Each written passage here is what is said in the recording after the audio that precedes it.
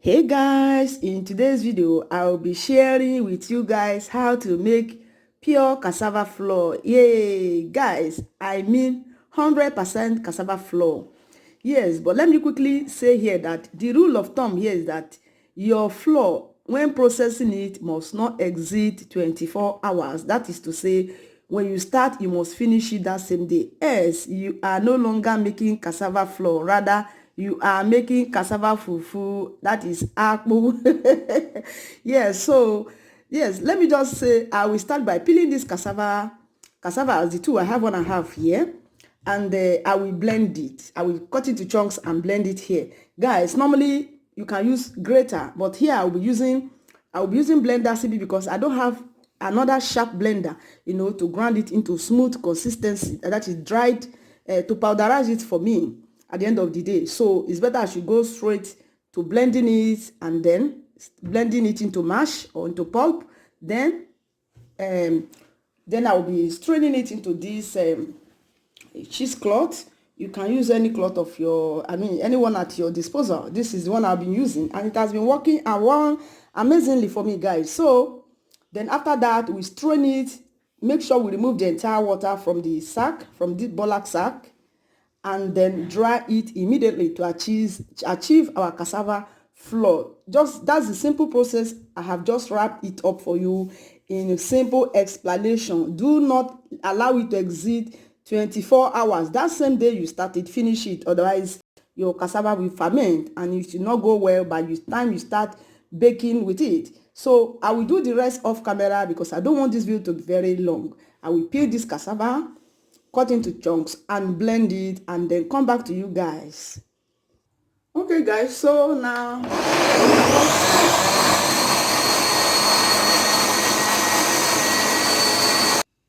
okay guys, the cassava mash is ready as you can see, and I'll be transferring it to this bollock sack to strain out the water and the starch, the eventual starch in it. That's just the essence. Let me show you guys. Hope you can see it properly. Coming. So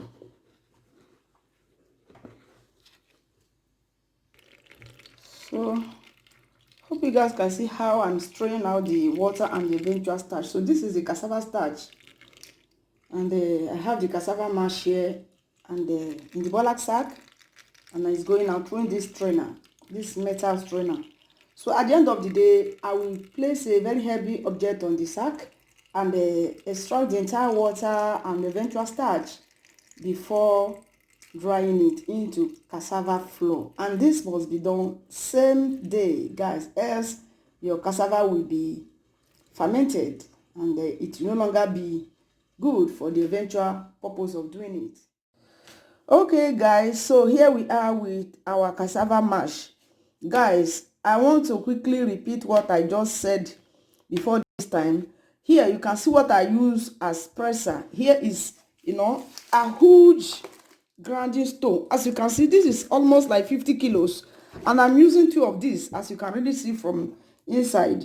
This one is the first one and this is the second one. So let me just bring us for you guys to see. This one is the first one. And this one here is the second one. Guys, oh my god, this is so heavy. Wow, look at it. This is so heavy. So, and under it is our cassava mash. As you can see here, this is the cassava sack. So the essence of this is to make sure that the entire water or the starch, not completely but substantial amount, is being taken away. And that is why it is better for you to grate it. If you know you don't have as heavy object as this, to extract your fluid out of it, that's just the essence. So look at what I'm using. I'm using 2 of this and it's very, very heavy. This is more than 50 kg per each. So here is our cassava mash and we shall be bringing it out, guys. Wow, it has completely pressed. It's okay for my liking. And here we have what we call cassava cake, guys. This is our cassava cake and ready to be dried. So guys, just as I let professionally, people that normally do this, they have what we call hydraulic jack that press out the water as soon as possible so that the cassava won't get ferment. Otherwise, it won't be good for the purpose by which is being processed. So here is our cassava cake, neatly pressed, water and the, what we call it, starch being pressed out of it. So this is our cake, as you can see here. So now it's time to dry them, and get them in powdered form. So the essence why I didn't grate it is because, as I said earlier, that I don't have this sharp blender that will powderize it after grating it, and that is at the end of the processing. So if you don't have sharp blender to grind it into powder form, then you can just blend it straight into mash this way. But make sure you have something to take out the excess, that is the starch, the liquid form, let me put it that way, so that you can achieve your flour, your cassava flour for baking. Otherwise, you are not making cassava flour, you are making cassava fufu, because it will be fermented. Remember that you don't have to leave your cassava inside water for long, especially overnight, otherwise it will get fermented. So guys, here actually my cassava is not fermented, and I am happy I achieved what I really wanted. So now I will be distributing them very fine inside this dehydrating tray and dry them. More also, guys, sun will not do this for you, because if you don't have strong sun or very sharp heat to make this needless producing cassava flour, because it will ferment, you need strong heat. If you are to dry it in the sun, make sure you have a very substantial amount of sun or very good dehydrator to dry your cassava flour in order to achieve your cassava flour. This is just for baking, guys. It's not for fufu. Okay, guys, so you can see how I landed the tray, the hydrating tray with these parchment papers. So, and I tried to break the cake, the cassava cakes, into these small bits in order to allow it to dry as fast as possible. Remember, one of the major aim, one of the major things we are trying to achieve here is to make sure that this cassava doesn't ferment. And as up to this minute, it has not fermented and it is odorless. It doesn't have odor. That is to say, you cannot, bake your bread or bake your cake with, smelling cassava flour. So I hope you guys can see it properly. So you do it this way. And this is the second tray. I just have them in two batches. This is the second one. This is the second tray here. So you just get them separated this way, break them in pieces, and then dry them very, very fast. So now they will go into the hydrator. So I'll see you when it has completely dried, and then we have them already in powder when it dries. Thank you, guys. So till then. Okay, guys, so this is our cassava flour. Finally, it has dried completely. I hope you can feel the dryness. So this one is ideal cassava flour for baking. Yeah, it has no odor, and it's not fermented one.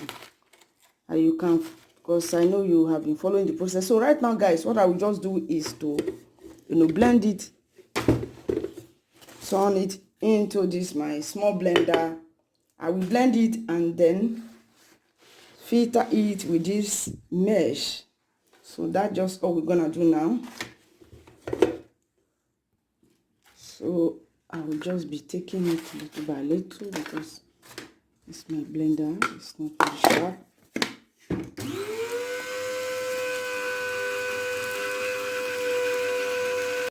So this is the powder, and I will pour it into this mesh and then strain it. So guys, I will do the rest off camera and come back to you guys later. Okay guys, so I just want to show you how far we've come with the cassava flour. Just look at how smooth and clean it is, and very white, very, very white. No odor, no fermentation. So we continue to strain and get our powders. And here you will have your shafts or as well while filtering. Hope you can see them properly. So I just continue to. So this one, we reblend it again to get your finest cassava flour. Yeah, so that is it. Hope you guys can see this thing properly. I just want you guys to see how it looks. Yeah. Finally, guys, this is our 100% cassava flour for baking, and this one is gluten free, guys. So as you can see, I have finished blending and sieving. So this is all we have, guys, for 1.5 tubers of cassava. Yes, guys, so thank you very much for watching this video. As usual, bye bye.